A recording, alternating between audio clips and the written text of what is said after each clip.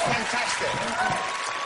How long is she again? It's Lady Gaga, doesn't she look spectacular? Wow. You've got to love Gaga. You really do push the boat out. Congratulations on this. And that actually, that's not a working telephone up there, though, is it? Hello? Hi, Jonathan. How are you? I'm very well. You don't have to use the phone. It's okay. Come here, you cheeky minx. Look what we got you. Thank you. We got you a new teacup to replace the old one. Isn't that nice, ladies and gentlemen? To replace the one that was stolen by me when she came on last time. Look, what an incredible year it's been for you, because when you were on last time, I think people were coming to terms with who you are. They were beginning to enjoy your music. Would that be fair, do you think, back then? I guess so, yes. Yeah. And now, I think they maybe came to wonder what all the fuss was about, and now they love what you do. Oh, thank you. Thank you so much. It must be very satisfying for you. Well, I really love my fans. I really love my fans.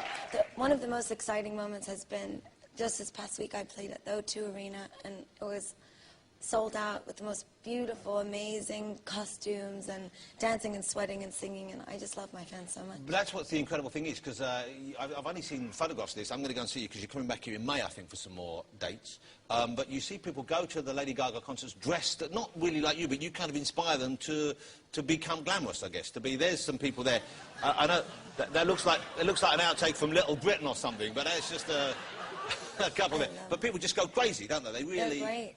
And I guess that makes part of the fun of the show. The whole thing is them as well. You won 3 Brits this year, or you awarded 3 Brits. You got 2 Grammys, is that right? Yes, 2. That's incredible. Thank you. He's so nice this year. Well, I was trying to be nice last time. I think you didn't expect me to be quite as good looking or something. What was it? What happened? Yeah, terrifyingly good looking. Yeah, there you go. Thank you. The clothes thing has become such an issue now. Everyone wants to see what you wear next. Everyone loves seeing these outfits. It's like performance art, really, and I'm sure that's partially the intention. Do you ever worry, though, that it will overshadow what you didn't overshadow the music, or is it all much of a oneness? No. I'm going to hang up on you for that because otherwise question. you'll be charged a fortune for that call.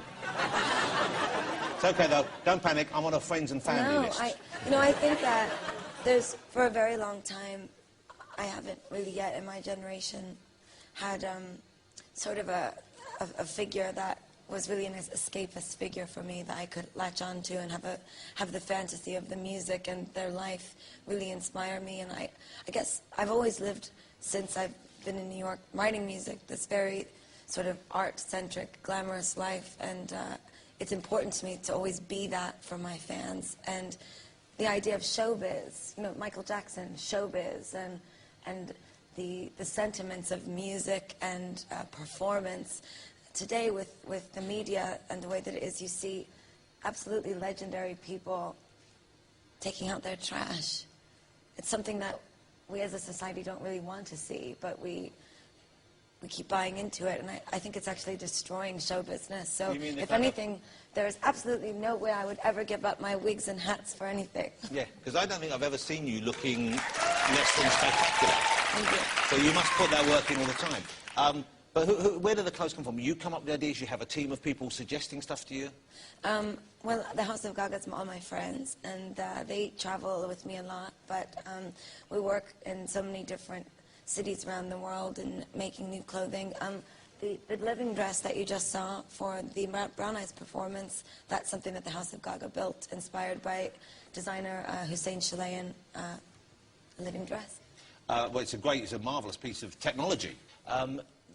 The clothes themselves, where do you keep them? You can't keep them at home. Presumably you have a whole separate area for the outfits, because you don't want to throw them away. You don't want to get rid of them because they're kind of... I keep everything on the road.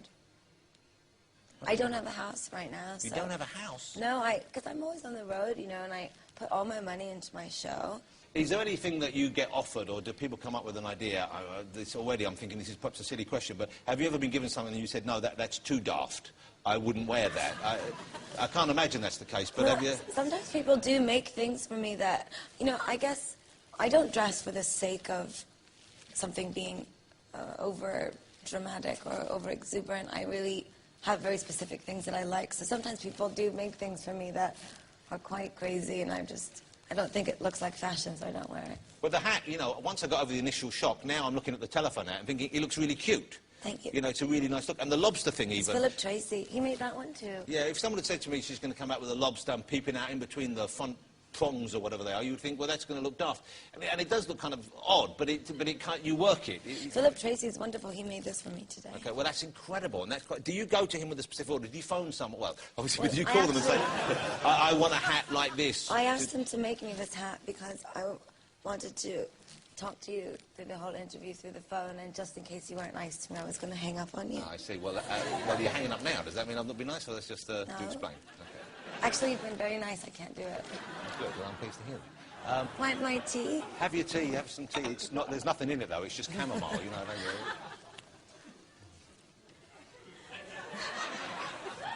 It's interesting, I think, that you're talking about no one inspiring you, but you are now inspiring, I would have thought, the tens of thousands, hundreds of thousands of people to maybe be a bit bolder, to be a bit brasher, to be a bit more adventurous out there. And that must be, I would have thought, what a thrilling thing, because you were inspired and now you in turn can inspire others. Well, you know, in reality, I can't really expect everyone to dress like me, and I actually don't at all. Yeah. That's not really what it's about. It's about be whoever you want to be. It's not about emulating me as a musician or as someone who wears fashion. It's in the show. I look out into the audience, and at the end of the night, I say, if the show is successful, they don't leave connected to me. They leave connected to each other. They've found a bond between one another. I mean, you know, from going to see bands when you were younger. Yeah. It's like and you show up and you go and you feel like you're a part of something. Yeah, you feel part of a gang. And in a way, if someone is kind of a very individual performer in that way, who not everyone necessarily gets, not everyone understands, you feel closer because of that. You feel like you're really part of a Yes, and I truly was, and I still am in some ways, you know, an outcast from the music industry because what I do is so different, and I don't really have any friends in the music business. None at all. That's a very. And that's really why, you know, it's when you bring up like you, don't when they? you bring up people in Britain who are in fashion, they have been the ones that have really been my friends and who have said there is a place for you in the avant-garde world, and we love you, and in that way I felt like I had a place to belong. I get the feeling from you saying that. Did you feel surprised that people in the music industry didn't warm to you then? Didn't immediately get you, didn't like you, in the same way that fashion people I didn't really care. I was just very excited that I had a record out. And today, actually, to answer your question about the fashion overshadowing the music, we just went diamond worldwide. The album has sold 10 million records, so... I didn't even know you could go diamond. Diamond sounds incredible. Is that more than platinum or what is that? I don't understand. Yeah, it's more than platinum. More than platinum? I didn't know you could go more than platinum. It's exciting. I feel so blessed. But in that way, I guess it's sort of the testament to, especially in the age of piracy and how many people are not buying music anymore. Well, I think a lot of your fans buy the CDs to turn them into hats. Yes. They buy 4 and 5 copies, and they're so cute. They stand outside the hotel and they say, they come, Lady Gaga, we love you, but we've been waiting for 10 hours. I have 5 CDs, and you must sign all of them. This one in red, and this one in blue, and this one in yellow. You could, you can, I imagine, we've talked about you making the effort whenever possible, but you could sneak out kind of undercover in slobby clothes and they wouldn't know it was you. Listen, I promise you, first of all, I don't wear slobby clothes. I bet you, come on. Gaga, listen, now for 1 second. Come on, you wake up in the middle of the night and then you want to just sneak out somewhere. You must have a pair of old sweatpants you pull on, a vest. If you're watching TV, have you been tempted by a slanket? Don't do that, no. Look, I'm imagining... Have a look at that. What do you think? Do you think you could... Don't you think that would... Doesn't that look... That's a slanket. That's horrible. It's not horrible. Actually, All right, it's a bit horrible. Something funny, though. On the Monster Ball tour, we make these for the guys that rig my show, because they get cold sometimes in the arena, so we have little, we call them snuggies. Snuggies, so they're walking around like all-in-one blanket suits. It says the Monster Ball on the front. Wow, well, like, you have to send me one of those. But I don't wear... It's fine that I don't... Do I have to dress that way? No. No. But I'm saying... It's all right to be different. It's fabulous Everyone to be different. who's watching.